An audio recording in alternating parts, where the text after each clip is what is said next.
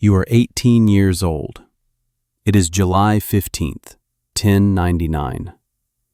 You are standing in your family's courtyard in Jerusalem, wearing the clothes your mother dressed you in this morning. Embroidered linen, a veil she adjusted 3 times because her hands would not stop shaking. You can still feel her fingers trembling against your hair. The city is burning, not metaphorically. The smoke is so thick that you cannot see the street beyond the garden wall, and the smell, iron, ash, something else you cannot name, fills your throat. You hear voices that do not sound like voices anymore. They sound like the aftermath of screaming. Your father left at dawn. Your mother told you to stay inside, to bar the door, to pray. She said it like she was telling you something impossible. Like prayer had weight in the face of what was coming. She was right that prayer was impossible. She was wrong that staying inside would matter. Now there are footsteps. Heavy. Deliberate. The kind of footsteps that do not hurry because they know nothing will stop them. Your heart has stopped. You understand, without anyone telling you, that your life has ended. What comes next will not be a continuation. It will be something else wearing your body. In a few moments, a man with a cross painted on his chest will enter this courtyard. He will see you. And everything you believed about the world, about God, about protection, about the difference between salvation and destruction, will shatter in ways you will spend the rest of your life trying to reassemble. This is not fiction. This was the summer of 1099, when the First Crusade reached its destination. Jerusalem fell to Christian warriors who had traveled across continents for 3 years, driven by religious fervor, economic hunger, and promises of absolution. What happened in those days was documented, not always directly, but the fragments remain. The Crusaders' own chronicles describe the aftermath.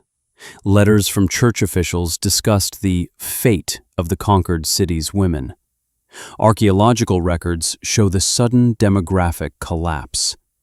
What historians once euphemized as the usual consequence of conquest, we now understand through careful reconstruction and cross-referencing of sources. There was a systematic protocol for what happened to women in newly conquered territory. The evidence comes from multiple sources. Crusader accounts written by men like Raymond of Aguilera and Fulcher of Chartres, correspondence between church leaders, later Arabic chronicles that documented what the Crusaders left behind, and perhaps most importantly, the demographic data itself. In Jerusalem, before the Crusade, there were approximately 100,000 inhabitants. 2 months later, that number had been reduced by more than half. Of the survivors, the composition had shifted dramatically. Far fewer women than would exist in a normal population. Why?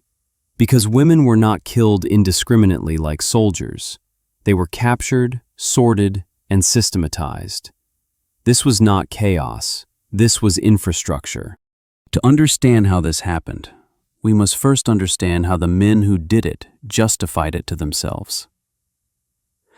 The Crusaders operated within a religious framework that was remarkably efficient at compartmentalizing morality.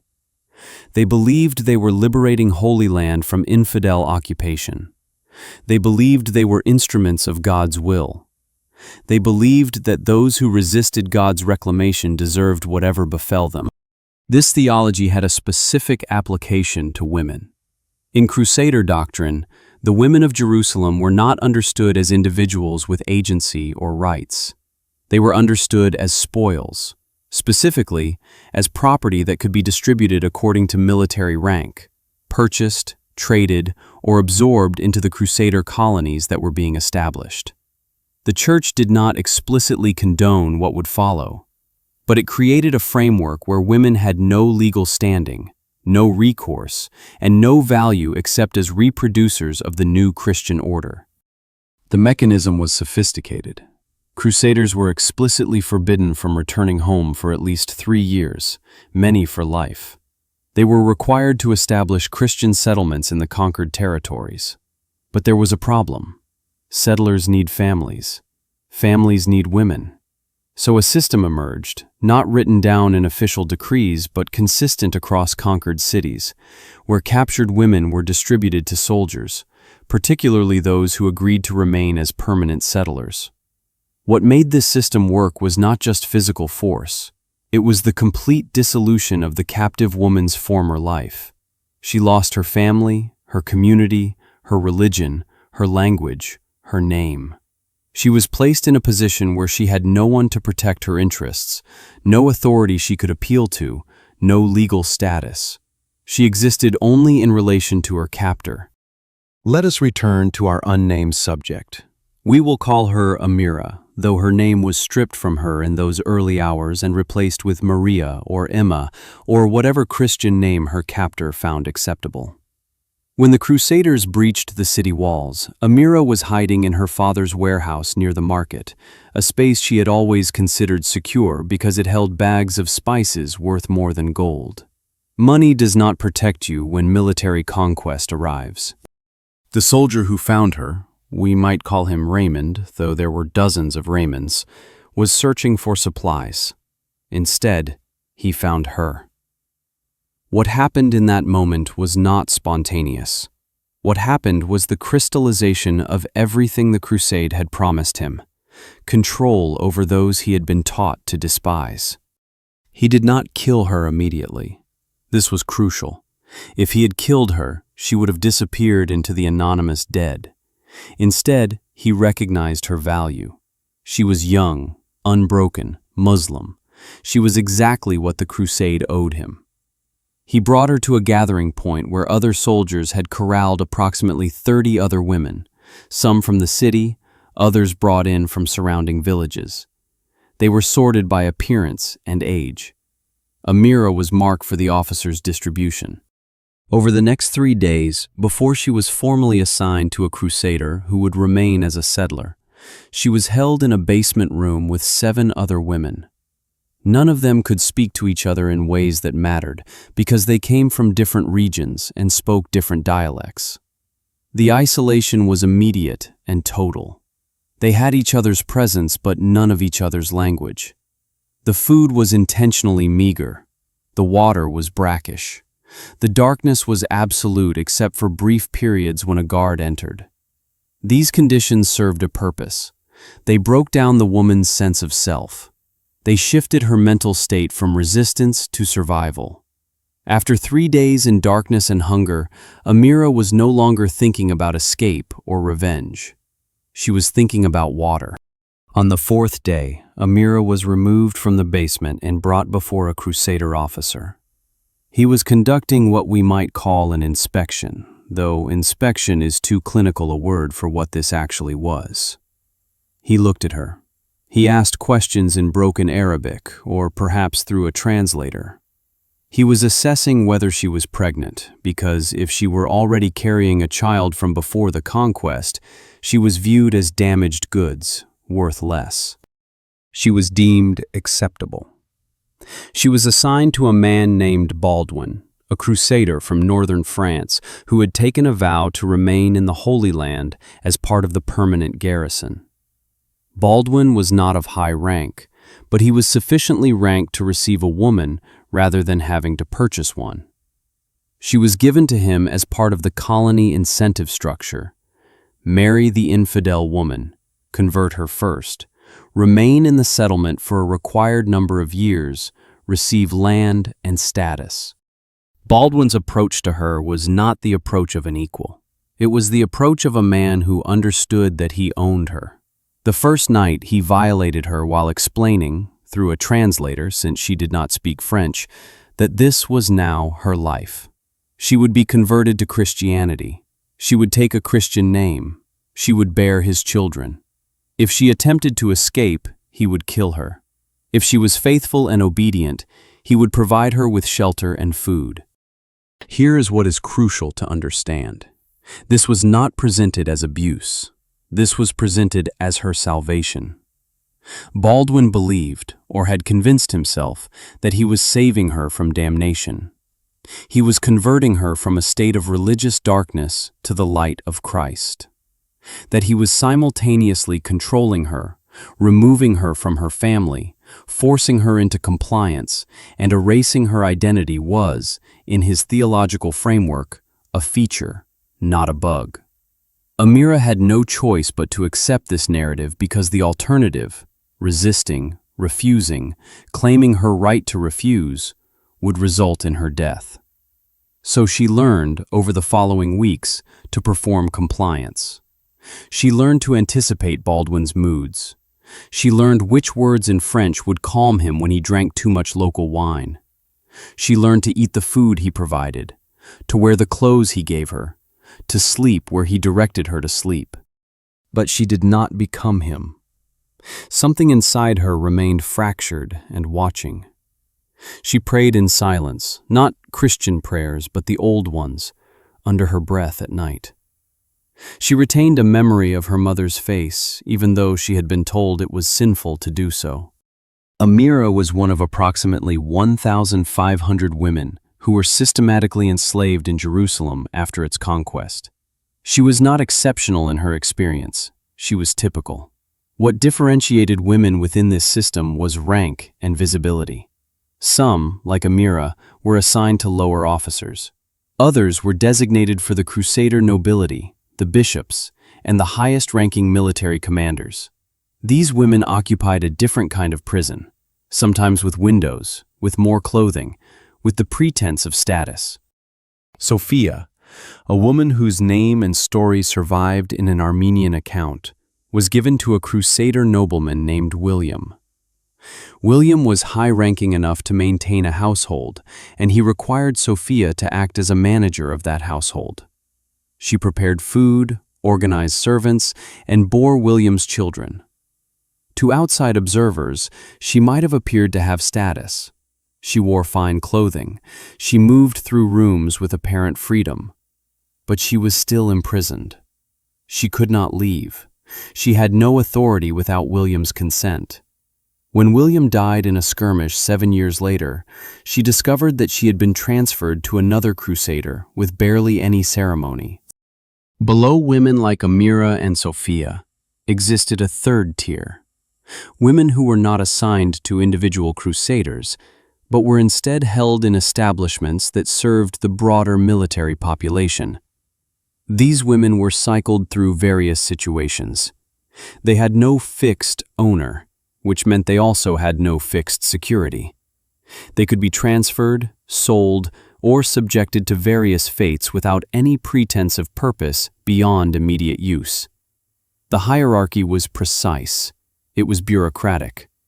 Women were sorted by age, appearance, previous social status, and perceived usefulness. This sorting was not random brutality. It was calculation. The crusade needed women who could bear children to create a permanent Christian population. It needed women who could work. It needed women who could be used to extract information from the remaining Muslim population. It needed women who could be sold or traded for profit. Each woman was placed in a category and tracked accordingly. What happened to Amira over her first 6 months in captivity cannot be accurately described as adaptation, because that word implies a kind of agency. Instead, what happened was decomposition. The woman she had been, with a family, a name, a place in a community, specific hopes about whom she might marry and what her life might contain, was systematically dismantled and replaced with a new identity that existed only in relation to her captor. This reconstruction took specific forms. First, the erasure of language as a tool of power. Baldwin made it clear that she was not to speak Arabic in his household. She learned French because it was necessary for survival, but more importantly, the suppression of her native language meant that certain thoughts became difficult to access. She could not articulate certain concepts that existed only in Arabic. She could not think about home in the same way. Language is not just communication, It is the structure of consciousness itself. Second, the reconstruction of her physical body as a site of control. Baldwin controlled what she ate, what she wore, when she moved her body. He controlled her reproductive cycle, or at least he monitored it obsessively because her fertility determined her value. He controlled her access to water for washing, which in the Middle Eastern context was not a trivial matter, but a fundamental element of ritual purity and dignity. She existed as a body to be managed. Third, and most devastatingly, the reconstruction of her relationship to threat and harm. Violence was not a discrete event, an isolated incident. It became the ambient condition of her existence. The threat of it permeated every interaction. She learned to preemptively comply with desires she could predict and to accept punishment when she failed to predict them. She became attuned to the slightest shifts in Baldwin's mood that might precede harm, the way a hunted animal becomes attuned to sounds that signal danger. The psychological result was a condition that modern trauma specialists recognize. Amira developed a form of psychological dependence on Baldwin, even as she feared and resented him. He was simultaneously her tormentor and her only source of security. No one else would protect her from the other Crusaders who occasionally attempted to enter his household to claim her. No one else would provide her food. No one else determined whether she lived or died. This is how slavery operates at its most effective level. The enslaved person cannot survive without the enslaver, and therefore must maintain a relationship with the enslaver even while being harmed by that relationship. What made this system sustainable was not Baldwin's individual cruelty. What made it sustainable was the fact that it was observed, accepted, and actively facilitated by every level of society in the Crusader kingdom. The Church approved it. The military command sanctioned it. Other Crusaders participated in it. The system had what we might call distributed complicity. Take the example of Father Anselm, a priest who served in Baldwin's household chapel. Anselm wrote in his journal, which was later discovered and partially translated, about his discomfort with what he witnessed. He noted that Baldwin forced the woman to bear the weight of Christian duty, which he seemed to acknowledge was coercive. And yet, he did nothing. He did not speak out. He did not refuse to stay in the household. He did not argue with Baldwin or attempt to intercede on Amira's behalf. Instead, he contextualized the situation within religious language.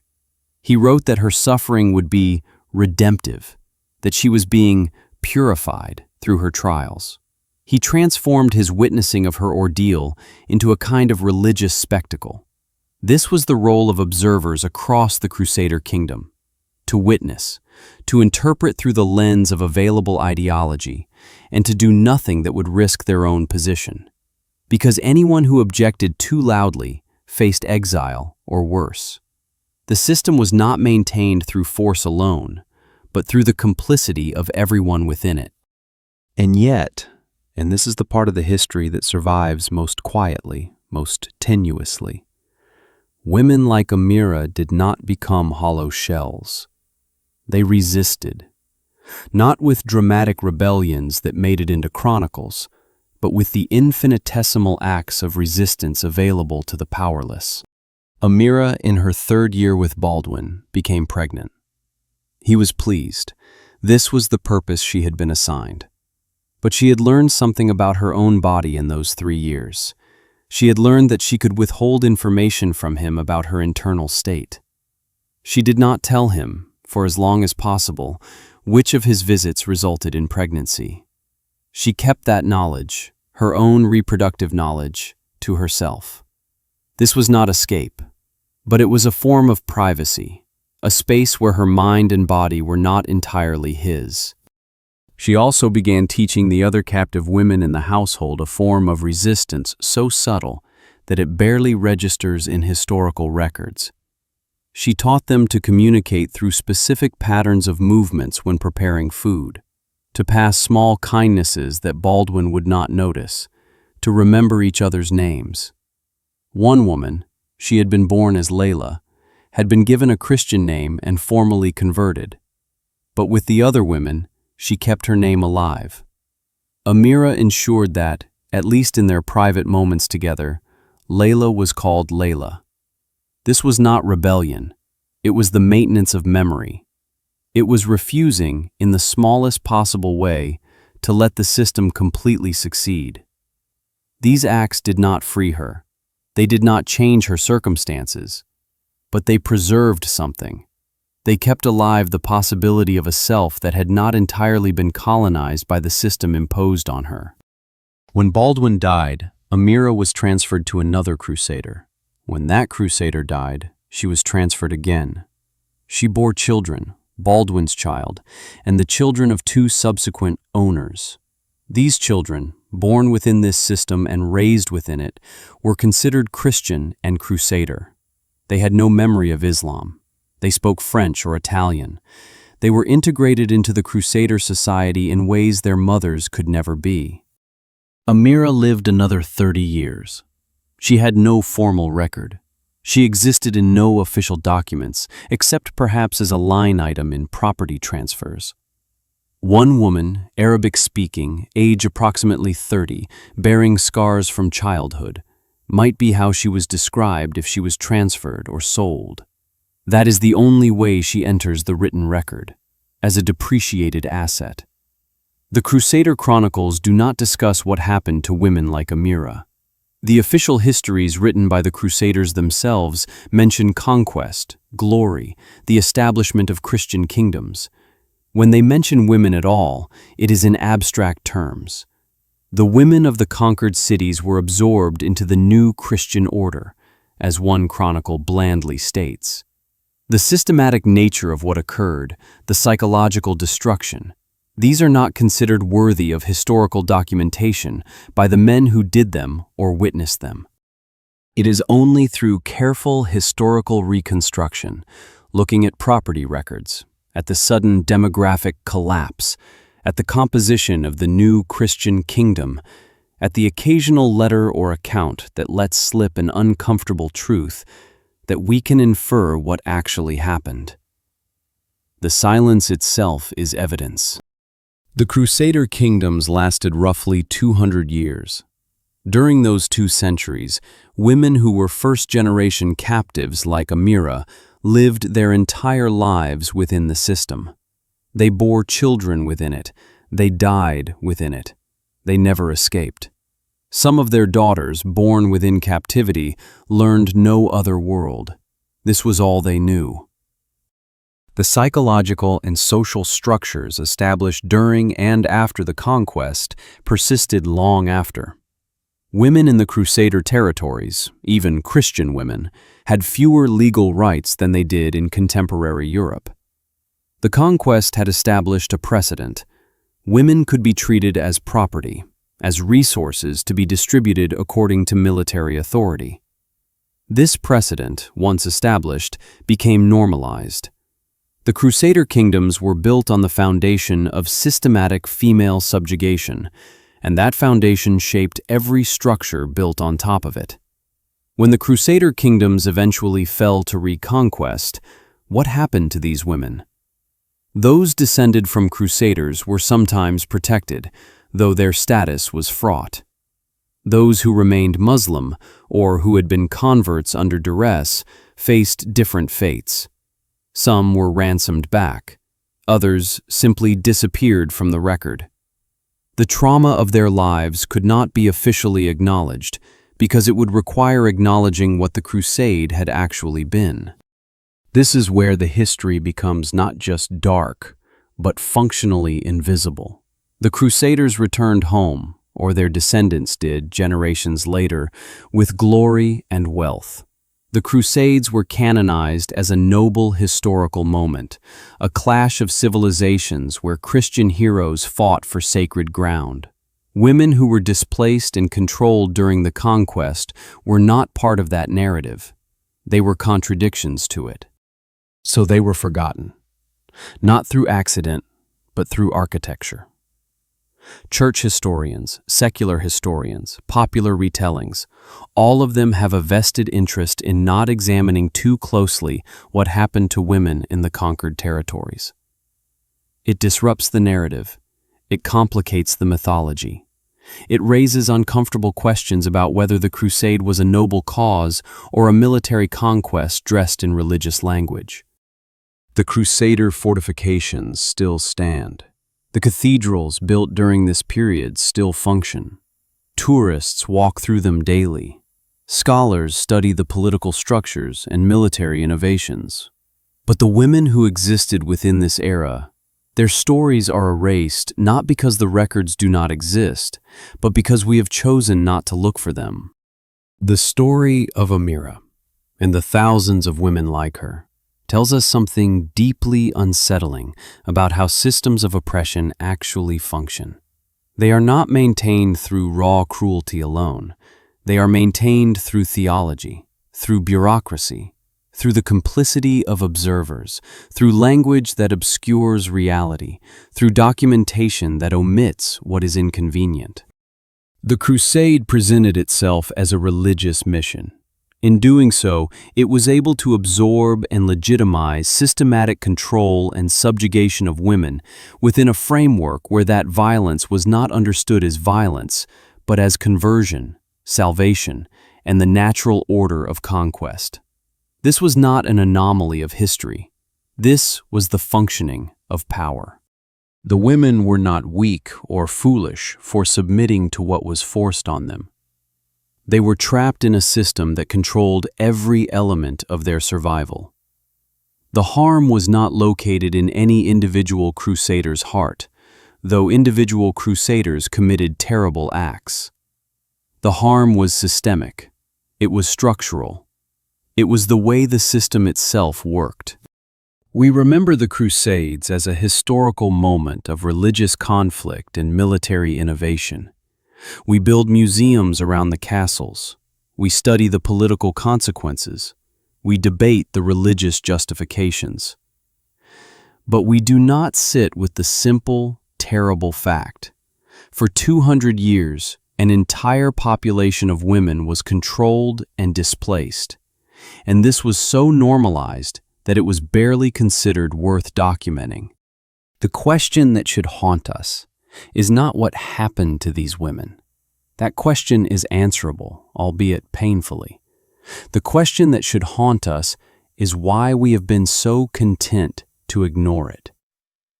What does it mean that we celebrate the military achievements of the Crusades while erasing the systematic subjugation that made them possible? What does it mean that this history can be retold as a noble clash of civilizations, rather than an examination of how institutional power weaponizes women? The castles have crumbled. The kingdoms have fallen. But the mechanisms of control, how power disguises itself as righteousness, how systems absorb and normalize harm, how documentation can be selectively forgotten, these mechanisms persist. History does not warn us of what we are already refusing to see.